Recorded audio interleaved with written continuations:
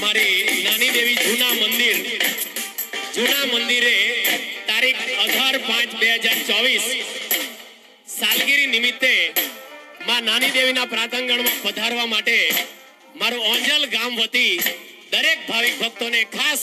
આમંત્રણ પાઠવે છે અને એમના માટે ફરમાઈશ છે ત્યારે